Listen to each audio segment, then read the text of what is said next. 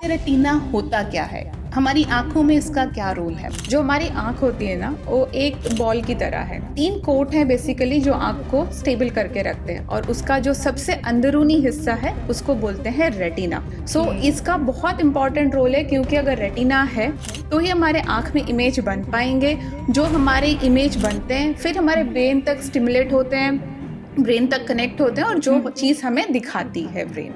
Retina की problems जो होती हैं वो कौन कौन सी होती हैं? कुछ चीज़ें होती हैं जो हमारे शरीर में प्रॉब्लम होता है, जिनका हमें असर रेटिना में दिखता है। जैसे कि डायबिटीज़ कहने को शरीर की बीमारी है, पर वो जो नाड़ियाँ होती हैं उनको ख़राब करती है, जिनका असर हमें आंखों पे भी दिखता है, जिसे हम डायबिटिक रेटिनोपैथी कहते हैं। दूसरा है ब्लड प्रेशर जो होता है, उसका भी असर आ सकता है रेटिना पे।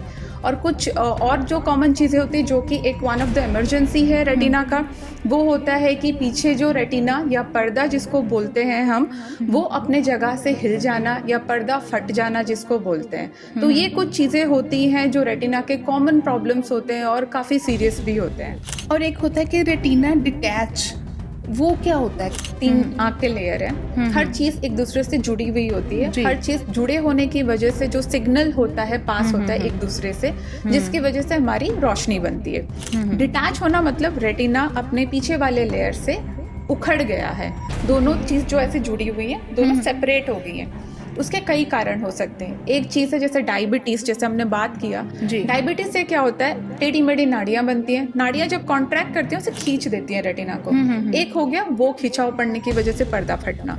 दूसरा होता है एक हमारे आँख को स्टेबल रखने के लिए पीछे के हिस्से में एक जेली होता है, जो जेली उम्र के साथ लिक्विफाई होता है और वो रेटिना से जनरली के चिपका हुआ होता है। वो जेली जब अपने जगह से उठता है तो कभी कभी कहीं कहीं जगह पे रेटिना से बहुत स्ट्रांगली अडहेरेंट होता है, चिपका हुआ होता है, तो रेटिना को फाड़ के उठता है। तो वो जो फाड़ने की वजह से छेद बनती है और जेली जो लिक्विफाई हो रहा है, वो फ्लूइड क्या होता है पीछे जाता है रेटिना के, और रेटिना को ऐसे उठाना शुरू करता है, और वो अपने जगह से पूरी तरह गैप बन जाता है जो जनरली चिपका होना चाहिए। अब उस बीच में उखड़ के वहाँ पे पानी आ गया है, जिसकी वजह से रेटिना डिटैच हो जाता है, कनेक्शन टूटती है, जिसकी वजह से हमारी रोशनी चली जाती है। तो क्या ये क्यूरेबल होता है अगर डायबिटीज़ की वजह से आपकी आंखों की रोशनी चली गई है, या फिर रेटिना में कोई प्रॉब्लम आ गई है, तो उसको क्या ठीक किया जा सकता है? यस, डेफिनेटली ठीक किया जा सकता है, अगर हम टाइमली उसको डायग्नोस करें और उसको टाइमली सही तरीके से इलाज कराएं तो। लेकिन डायबिटीज़ के मरीज में सबसे बहुत ज़रूरी जो चीज़ होता है शुगर का कंट्रोल। अगर शुगर का वो कंट्रोल करके रखते हैं तो आंखों की जो भी प्रॉब्लम आती है उन चीज़ को हम इलाज करके ठीक डेफिनेटली कर सकते हैं।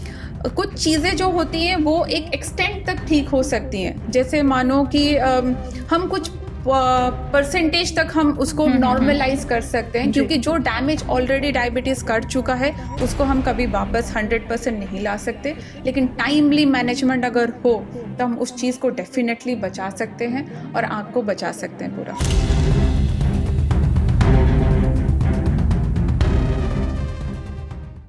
सीन सोल्जर टाइम्स पर मैं हूं जसप्रीत कौर शेरगिल और हाजिर हूं आज का पॉडकास्ट लेकर। और आज का पॉडकास्ट खास तौर पर हमारे देखने वालों के लिए है। जी हाँ, हम देखते तो आंखों से हैं और इन आंखों का ख्याल रखना बहुत ज़रूरी होता है। और इन्हीं आंखों पर आज बात करने के लिए मेरे साथ मौजूद हैं डॉक्टर मधुष्मिता जी, और जो कि मास्टर्स ऑफ सर्जरी में गोल्ड मेडलिस्ट हैं और विट्रियो रेटिना सर्जन हैं। और आपको ये भी बता दें कि उन्होंने इंडिया के वन ऑफ द बेस्टेस्ट जो कि हॉस्पिटल है LV प्रसाद आई इंस्टीट्यूट, वहाँ से अपनी एजुकेशन जो है वो प्राप्त की है, और इस समय जालंधर के नारंग नेत्रालय में जो है अपनी सेवाएं दे रहे हैं। बहुत बहुत स्वागत है मैम आपका। Thank you Jaspreet for those lovely words and thank you so much for inviting me here. Ma'am, मेरा पहला क्वेश्चन आपसे यही है कि ये रेटिना होता क्या है, हमारी आंखों में इसका क्या रोल है, मतलब ये कहाँ पे होता है? बिल्कुल, बहुत अच्छा सवाल है, क्योंकि बहुत लोगों को पता नहीं होता है रेटिना होता क्या है। जो हमारी आंख होती है ना, वो एक बॉल की तरह है, उसके मल्टीपल लेयर्स हैं और 3 कोट हैं बेसिकली जो आंख को स्टेबल करके रखते हैं, और उसका जो सबसे अंदरूनी हिस्सा है उसको बोलते हैं रेटिना। सिंपल भाषा में समझाऊं तो अगर हम आंख को, जैसे आपने बिल्कुल सही बोला कि हमें देखने में मदद करती है, तो एक कैमरे का से अगर मैं कंपेयर करूं तो जैसे कैमरे का फिल्म होता है जिसमें पिक्चर बनता है, वो है आंखों के लिए रेटिना, जहाँ पे हमारे इमेजेस बनते हैं। सो इसका बहुत इंपॉर्टेंट रोल है, क्योंकि अगर रेटिना है तो ही हमारे आंख में इमेज बन पाएंगे।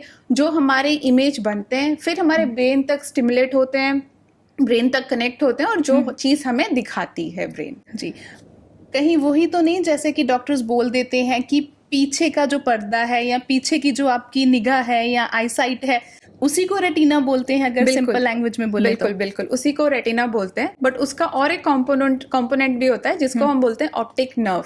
मतलब जो कनेक्शन रेटिना को ब्रेन से जोड़ता है, तो वो एक कंपोनेंट भी होता है कि वो एक पार्ट भी है जिसे पीछे की निगाह जो बोलते हैं वो भी हो सकती है। सो एक है रेटिना, एक है आपका ऑप्टिक नर्व, ये दो चीज मिला के बनती है जो पीछे की रोशनी बोला जाता है। ओके, और मेरा दूसरा सवाल आपसे है, एक्चुअली रेटिना की प्रॉब्लम्स जो होती हैं वो कौन कौन सी होती हैं, और आमतौर पर जो है हम क्या देखते हैं, मतलब लोग आपके पास कौन सी प्रॉब्लम्स लेके आते हैं? बिल्कुल, जो रेटिना की प्रॉब्लम होती है कई तरीके की हो सकती हैं। कुछ चीजें होती है जो हमारे शरीर में प्रॉब्लम होता है जिनका हमें असर रेटिना में दिखता है, जैसे कि डायबिटीज कहने को शरीर की बीमारी है, पर वो जो नाड़ियां होती है उनको खराब करती है, जिनका असर हमें आंखों पे भी दिखता है, जिसे हम डायबिटिक रेटिनोपैथी कहते हैं। दूसरा है ब्लड प्रेशर जो होता है, उसका भी असर आ सकता है रेटिना पे। और कुछ और जो कॉमन चीजें होती है जो कि एक वन ऑफ द इमरजेंसी है रेटिना का, वो होता है कि पीछे जो रेटिना या पर्दा जिसको बोलते हैं हम, वो अपने जगह से हिल जाना या पर्दा फट जाना जिसको बोलते हैं। तो ये कुछ चीजें होती हैं जो रेटिना के कॉमन प्रॉब्लम्स होते हैं और काफी सीरियस भी होते हैं। जैसे आपने डायबिटीज की बात की, तो डायबिटीज का रेटिना के साथ क्या लेना देना होता है? डायबिटीज जो होता है वो जनरली क्या करता है, हमारी जो नाड़ियां होती हैं, खून की नाड़ियां, उनको असर करता है। और जो हमारा रेटिना होता है उसकी जो नाड़ियां होती हैं उसमें असर आने के कारण, नाड़ियां खराब होने के कारण ब्लड लीक होना शुरू हो जाता है, जिसकी वजह से डायबिटिक रेटिनोपैथी होता है, जिसमें खून की नाड़ियां लीक करके एक तो ब्लड आता है, दूसरा होता है पीछे पर्दे पे सोजिश आना। जो सोजिश जिसको हम बोलते हैं डायबिटिक मैकुलर एडीमा, जिसकी वजह से सोजिश आता है, रोशनी कम होती है। और डायबिटीज और एक खतरनाक चीज कर सकता है, पर्दा फाड़ सकता है पीछे। अगर टाइमली हम उसको डायग्नोज करके ट्रीट ना करें तो डायबिटीज पीछे पर्दा भी फाड़ सकता है और पीछे का हिस्सा हमारे आंख का पूरा खून से भी भर सकता है। तो कुछ चीजें होती हैं अर्ली स्टेज जो हम जल्दी डायग्नोज करके मैनेज कर सकते हैं, जो मेडिकल मैनेजमेंट बोलते हैं, और कुछ चीजें होती है काफी सीरियस, जैसे पर्दा फट जाना या पीछे बहुत ज्यादा खून आ जाना। जी, तो क्या ये क्यूरेबल होता है अगर डायबिटीज की वजह से आपकी आंखों की रोशनी चली गई है या फिर रेटिना में कोई प्रॉब्लम आ गई है, तो उसको क्या ठीक किया जा सकता है? यस, डेफिनेटली ठीक किया जा सकता है अगर हम टाइमली उसको डायग्नोस करें और उसको टाइमली सही तरीके से इलाज कराएं तो। लेकिन डायबिटीज के मरीज में सबसे बहुत जरूरी जो चीज होता है शुगर का कंट्रोल। अगर शुगर का वो कंट्रोल करके रखते हैं तो आंखों की जो भी प्रॉब्लम आती है उन चीज को हम इलाज करके ठीक डेफिनेटली कर सकते हैं। कुछ चीजें जो होती हैं वो एक एक्सटेंट तक ठीक हो सकती हैं, जैसे मानो कि हम कुछ परसेंटेज तक हम उसको नॉर्मलाइज कर सकते हैं, क्योंकि जो डैमेज ऑलरेडी डायबिटीज कर चुका है उसको हम कभी वापस 100% नहीं ला सकते। लेकिन टाइमली मैनेजमेंट अगर हो तो हम उस चीज़ को डेफिनेटली बचा सकते हैं और आँख को बचा सकते हैं पूरा। एज फैक्टर का भी इस पे कोई असर होता है? जैसे कि बच्चों में अगर कोई प्रॉब्लम आ गई तो वो जल्दी क्योर होती है, या बढ़ती उम्र में लोगों को ज़्यादा प्रॉब्लम्स आती हैं रेटिना की, ऐसा भी कुछ है कि ये किसी भी एज पे कोई भी प्रॉब्लम आ सकती है? रेटिना की जो प्रॉब्लम है किसी भी एज पे कभी भी आ सकती है। एक रेटिना का प्रॉब्लम है जो न्यू बॉर्न बेबीज में होता है, जिसको हम रेटिनोपैथी और प्री मैच्योरिटी कहते हैं, जिसका मतलब है जो बच्चे अपने टाइम से पहले पैदा हो जाते हैं, या जो बच्चे पैदा होने के बाद बहुत सिक होते हैं, जो एनआईसीयू में बहुत देर तक रहते हैं, इनको बहुत सारा ऑक्सीजन मिला होता है, उनका रेटिना में एक प्रॉब्लम आता है, बिकॉज क्योंकि उनका रेटिना पूरी तरह बना नहीं होता, उनकी खून की नाड़ियां पूरी बनी नहीं होती है। तो उनमें जब हम बहुत सारा ऑक्सीजन दिया जाता है, उसमें एक प्रॉब्लम होता है रेटिनोपैथी ऑफ प्री मैच्योरिटी, जो एक क्यूरेबल डिजीज है डेफिनेटली। अगर हम उसको टाइमली डायग्नोस करें, टाइमली इलाज करें, तो एक प्रिवेंटेबल ब्लाइंडनेस है। मतलब अगर वो बच्चे को इलाज समय से नहीं मिलता है, वो फॉर एवर पूरी लाइफ के लिए अंधा हो सकता है। तो टाइम से ट्रीट करें तो वो उसको हम ठीक कर सकते हैं। ये हो गया बच्चों में। जो एल्डरली होते हैं, एक पर्टिकुलर एज के बाद रेटिना में कुछ चीजें बदलाव जो उम्र के साथ आती हैं वो आती हैं। वो बदलाव के कारण एक बीमारी होने का रिस्क होता है जिसको बोलते हैं ARMD, मतलब एज रिलेटेड मैकुलर डिजेनरेशन। उसकी वजह से उसका एक स्टेज होता है कि उसमें टेढ़ी नाड़ियां बनती है आंखों के अंदर। नाड़ियां जो बनती है, एबनॉर्मल नाड़ियां होती है, वो इतनी स्टेबल नहीं होती जो हमें भगवान ने दिया है जी। तो वो बहुत लीकी होती हैं, अनस्टेबल सी नाड़ियां होती है, वो लीक करती हैं। लीक करने की वजह से पीछे पर्दे में सोजिश आता है और उसकी वजह से रोशनी कम होती है।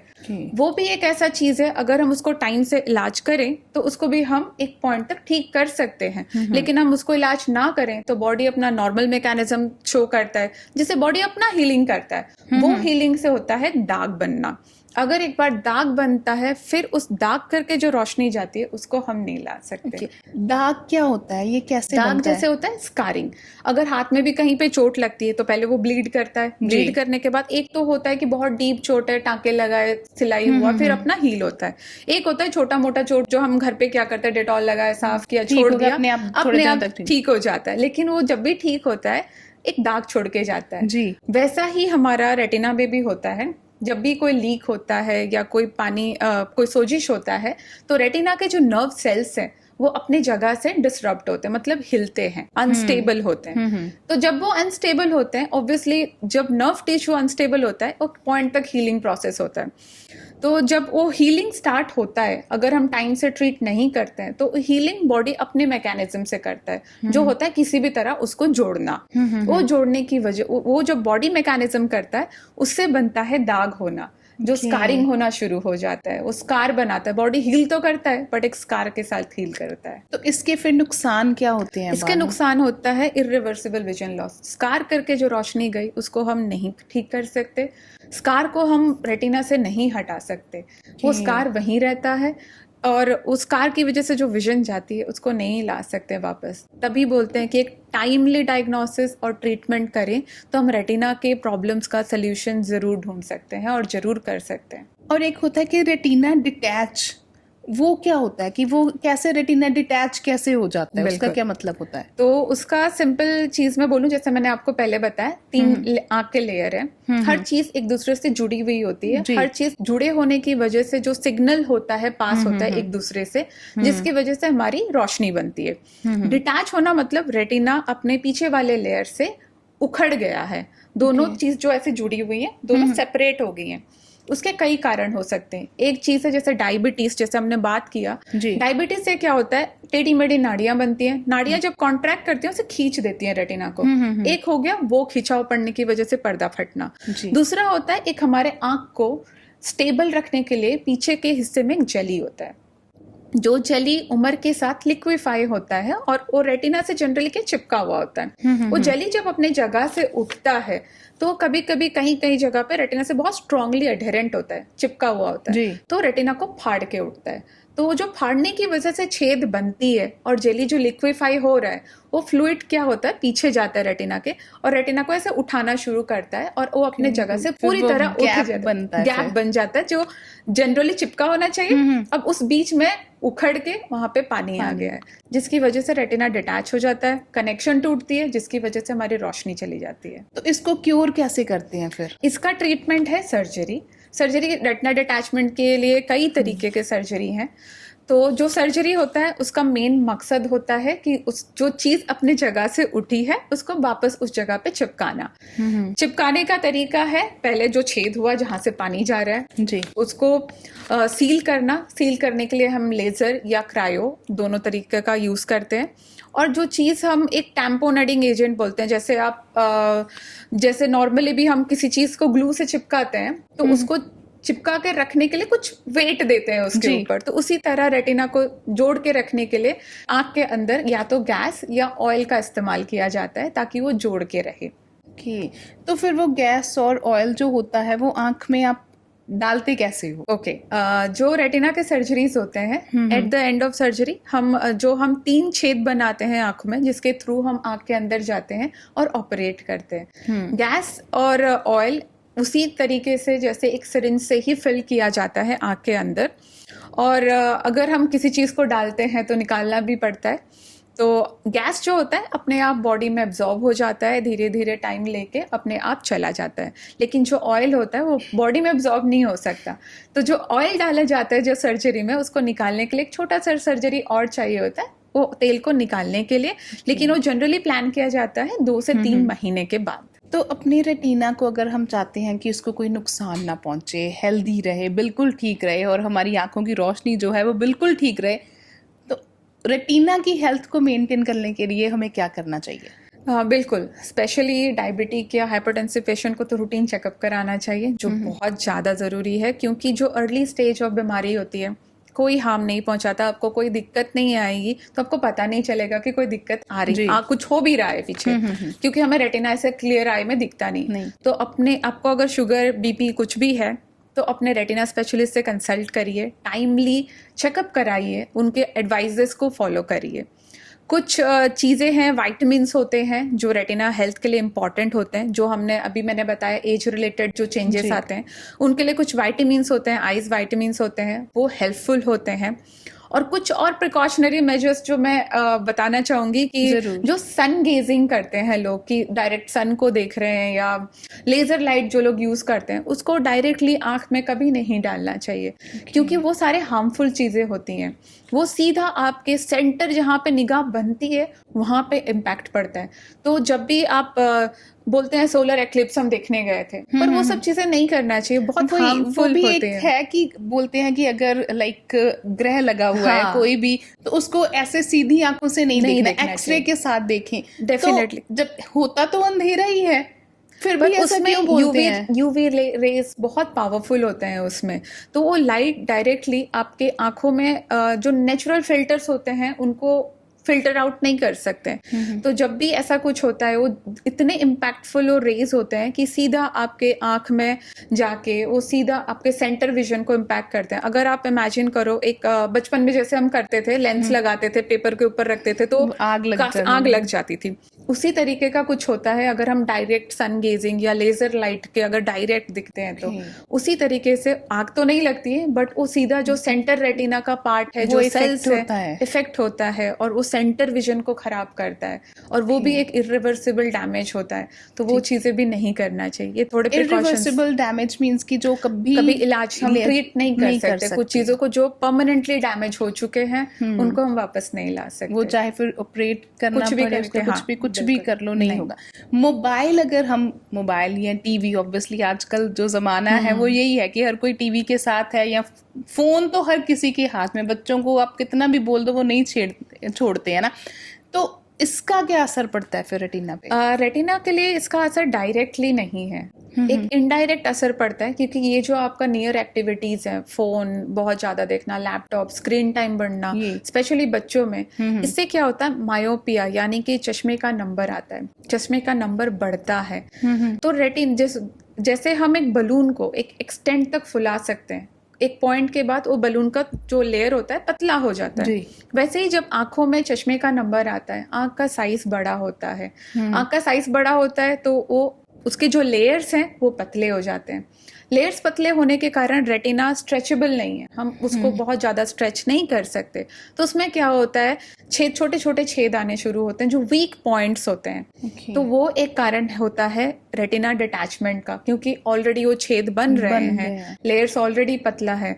तो ये जो फोन, मोबाइल्स, स्क्रीन टाइम बहुत ज़्यादा होता है बच्चों में जी, वो इनडायरेक्टली असर करता है चश्मे के नंबर के थ्रू या आंख के साइज के through, but as such directly कोई ऐसा असर नहीं करता है हमारे रेटिना। ठीक है, मतलब पीछे वाली जो निगाह कह सकते हैं उस पे असर नहीं करता है, जो आगे की निगाह जिसको हम बोल सकते हैं तो उस पे ज्यादा असर होता है, उस पे ज्यादा, और धीरे धीरे फिर जाके रेटिना पे इफेक्ट करता है, मतलब लॉन्ग टर्म में रेटिना पे इफेक्ट करता है। क्योंकि लोग अक्सर कह देते हैं कि मेरे चश्मे का नंबर तो इतना था, अचानक से बढ़ गया, एकदम से बढ़ गया, अब 4 हो गया, 5 हो गया, तो उसके पीछे भी यही कारण होता है? बिल्कुल यही कारण होता है। ओके, और कौन से सिम्टम्स होते हैं जो दिखने लग जाते हैं कि हमें रेटिना ट्रीटमेंट की जरूरत है, या कौन सी प्रॉब्लम्स आनी शुरू हो जाती हैं कि राइट, ये बहुत इम्पॉर्टेंट चीज़ है सबको समझना कि अगर आपके आँख के आगे काले काले धब्बे आ रहे हैं और वो धब्बे सडनली बहुत सारे आ रहे हैं, पहला साइन है कि कुछ प्रॉब्लम स्टार्ट हो रहा है, जिसको हम फ्लोटर्स कहते हैं। सेकंड, आंख के अंदर से लाइट चमक रही है, आंख बंद है, लाइट ऑफ है, फिर भी आपको लग रहा है आंख के अंदर से कुछ चमकता हुआ फीलिंग आ रहा है, वो भी एक साइन है। तो ये सारी जो चीजें होती हैं, ये साइंस हैं कि कुछ प्रॉब्लम पीछे स्टार्ट हो रहा है। और एक चीज होता है चीजें टेढ़ी मेढ़ी दिखना। आप अगर ये नॉर्मली आप घर पे भी प्रैक्टिस कर सकते हो, घर पे टाइल्स सबके लगे हैं आजकल। टाइल्स में स्ट्रेट लाइंस होते हैं जो टाइल्स को डिवाइड करते हैं जी। अगर आप उन लाइंस को नोटिस करो और लाइन स्ट्रेट की बजाय टेढ़ी मेढ़ी दिखे, तो वो भी एक साइन है कि पीछे कुछ प्रॉब्लम स्टार्ट हो रहा है। और इसका मतलब है कि आपको इमीडिएटली आपके रेटिना स्पेशलिस्ट को कंसल्ट करना है। ओके। और रेटिना और कैटरेक्ट, इन दोनों में क्या डिफरेंस होता है? बहुत basic question, but still I want कि लोगों को पता चले। डेफिनेटली, जैसे मैंने आपको पहले भी कैमरा का एग्जांपल दिया। कैमरा में एक लेंस होता है, एक फिल्म होता है। जो कैमरा का फ्रंट लेंस वाला पार्ट है, जिसके थ्रू लाइट अंदर जाती है, इमेज अंदर जाता है, दैट इज लेंस, है ना। वो सेम है हमारे आंखों का लेंस की तरह। और लेंस में कुछ धुंधलापन या खराबी आती है, उसको हम कैटरैक्ट बोलते हैं। और जो कैमरा का फिल्म है, जहाँ एक्चुअल इमेज कैप्चर हो रहा है, बन रहा है, वो है हमारा रेटिना, जहाँ पे मेन फंक्शन हो रहा है विजन के लिए।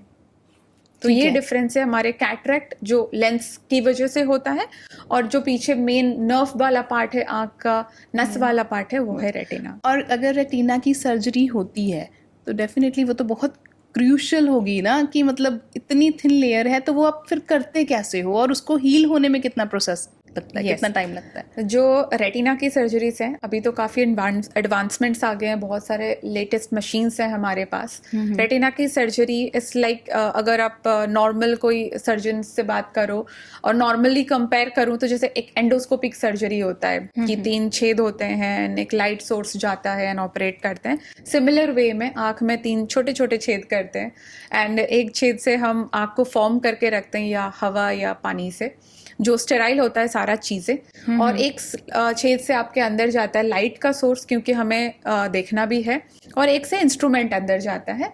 और इस तरह हम रेटिना की सर्जरी करते हैं।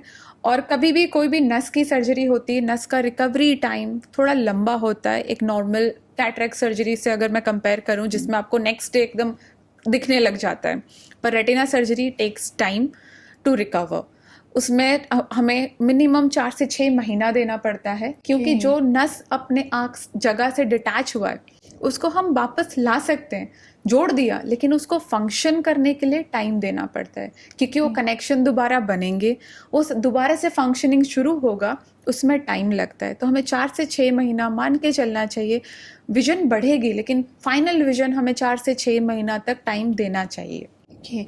और जैसे ऑपरेट होता है, सर्जरी होती है रेटिना की, ठीक है, और उसके लिए फिर टेक्नोलॉजी भी आपने बता दी, ठीक है। ऐसा भी होता है कि यंगस्टर्स में, एडल्ट्स में, या फिर ओल्ड एज जो लोग हैं, उनकी सर्जरी में भी डिफरेंस होता है? उसमें भी कुछ ऐसा होता है कि इसकी डिफिकल्ट है, या यंग्स की जल्दी हो जाती है, या ओल्ड एज में जो लोग हैं उनकी थोड़ी टफ होती है? नहीं, रेटिना सर्जरी, हर एक सर्जरी अपने आप में चैलेंज है। Age factor most of the time matter नहीं करता है, बट जैसे मैंने आपको बोला, पीछे का जेली जो होता है लिक्विफाइड होता है, जैसे उम्र बढ़ती है, तो वो जेली जब हम सेपरेट करते हैं, तो एल्डरली में वो थोड़ा इजी रहता है, यंगस्टर्स में वो बहुत डिफिकल्ट स्टेप होता है। तो वो एक पॉइंट है जो डिफरेंशिएट करता है एज ए सर्जन हमें, बट एज आउटकम या एज सर्जिकल प्रोसीजर कोई डिफरेंस नहीं होता है। रेटिना की जो भी सर्जरी होता है डिजीज स्पेसिफिक होता है, मतलब जो बीमारी है उसके हिसाब से होता है। एज का उससे ज़्यादा कोई इतना फ़र्क नहीं पड़ता है। रिकवरी डेफिनेटली फ़र्क पड़ता है, यंगस्टर और थोड़ा अर्लियर रिकवर करते हैं देन एल्डरली। और जो हमारी रेटिना सर्जरीज होते हैं, उसके बाद जैसे हमने बात की कि कोई गैस या ऑयल डालना पड़ता है रेटिना को चिपका जोड़ के रखने के लिए, तो एक चीज होता है पोजीशनिंग। क्योंकि आंख अगर आप सीधा बैठोगे तो तेल या हवा पानी में तैरता है, कभी भी वो सिंक नहीं करता है। तो हमें एक पोजीशनिंग देना पड़ता है, ताकि हमारा जो सेंटर वाला हिस्सा है जोड़ के रखने के लिए, उसको पोजीशन करके रखना पड़ता है, ताकि वो ऑयल या गैस जो है ऊपर फ्लोट करे और सेंटर वाले हिस्से को जोड़ के रखे। इसके लिए हम देते हैं हेड डाउन पोजीशन, या उल्टा लेटने के लिए हमेशा पेशेंट्स को बोला जाता है, ताकि वो चीज आपके पर्दे को जोड़ के रखे। लाइक वो मतलब वो पेशेंट पे डिपेंड करता है Yes. कि फिर उसने आगे का क्या करना है अपने आप को जल्दी ठीक करने के लिए। Definitely. और अक्सर ये बोला जाता है कि काला चश्मा लगा के रखना है और डायरेक्ट हीट और सनलाइट से बचना है, ऐसा क्यों? ऐसा इसलिए होता है कि जो दवाइयाँ चलती हैं उसकी वजह से पुतली थोड़ी सी फैली हुई होती है, वो चुभती हैं लाइटें, और ऑपरेशन के बाद थोड़ा सा इन्फ्लेमेशन भी होता है जिसकी वजह से लाइट चुभती है और डिस्कम्फर्ट होता है पेशेंट को। इसलिए हमें काला चश्मा प्रोटेक्टिव ग्लास देते हैं। सेकंड होता है धूल मिट्टी से बचाव करना बहुत आंखें जरूरी है। मलने से भी मना करते हैं। बिल्कुल, क्योंकि मलने से, क्योंकि हम आँख के अंदर जा रहे हैं, 3 छोटे छोटे छेद बना रहे हैं, या स्टिच लगाए या बिना स्टिच का भी हो रहा है अभी, तो मलने से क्या होता है, वो जब तक हील नहीं हो जाता, वीक स्पॉट्स हैं, तो वो लीक करने का रिस्क रहता है, तो इसलिए हम मलने से मना करते हैं। और चश्मा मोर ऑफ प्रोटेक्शन के लिए होता है ताकि गलती से हाथ ना लगे, किसी का हाथ ना लगे, या धूल मिट्टी से बचाव हो। अब बहुत अच्छा सेशन रहा, क्योंकि मुझे भी बहुत सारी चीज़ें नहीं पता थी जो आपसे मिलने के बाद, बातें करने के बाद बहुत सारे आई गेस कि एक ले पर्सन के तौर पर डाउट्स जो है क्लियर हो गए हैं। बट इवन देन मैं एक लास्ट में पूछना चाहूँगी कि आप लोगों से क्या कहना चाहेंगे कि मतलब ऐसा क्या है कि जिससे हम अपने रेटिना का ख्याल रख सकते हैं कि हमें मतलब सर्जरी की या फिर उसकी प्रोटेक्शन के लिए डॉक्टर के पास ना जाना पड़े? तो आप डॉक्टर हो बट स्टिल जो मैंने प्रिकॉशंस बताए वो डेफिनेटली फॉलो करना है। सेकंड, बहुत इंपॉर्टेंट मैसेज है डायबिटिक पेशेंट्स के लिए, प्लीज़ अपना रेटिना का चेकअप कराइए। एक पर्टिकुलर प्रोटोकॉल होता है फॉलो करने का। कुछ लोगों को इमीडिएटली चेकअप कराना होता है, स्पेशली जो टाइप 2 डायबिटिक होते हैं।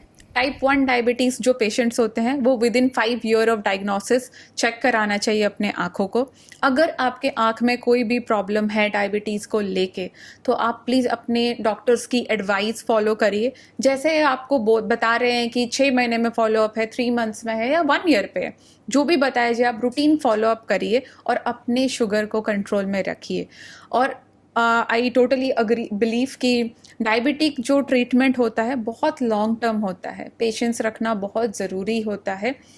तो अपने आप को स्ट्रॉन्ग रखते हुए डिटरमिन्ड रह के अपना इलाज कराइए, क्योंकि जो चीज़ को हम क्योर कर सकते हैं, जो चीज़ को हम इलाज कर सकते हैं, उसको डेफिनेटली हमें करना चाहिए और इनक्योरेबल या इरिवर्सिबल ब्लाइंडनेस तक नहीं पहुंचना चाहिए। बिल्कुल। और मैं चाहूँगी कि आप एक बार ज़रूर बताएं कि आपका जो हॉस्पिटल है वो कहाँ पर है, और अगर आप तक किसी ने पहुँचना हो तो फिर वो कैसे पहुँचे? जी, मैं नारंग नेत्रालय आई हॉस्पिटल में हूँ। हमारा हॉस्पिटल बस स्टैंड के एकदम पास में ही है, मोता सिंह नगर में, जलंधर मोता सिंह नगर बस स्टैंड के पास नारंग नेत्रालय आई हॉस्पिटल है। आप वहाँ पे मुझे मिल सकते हैं हर दिन शाम 4 से 8 बजे तक।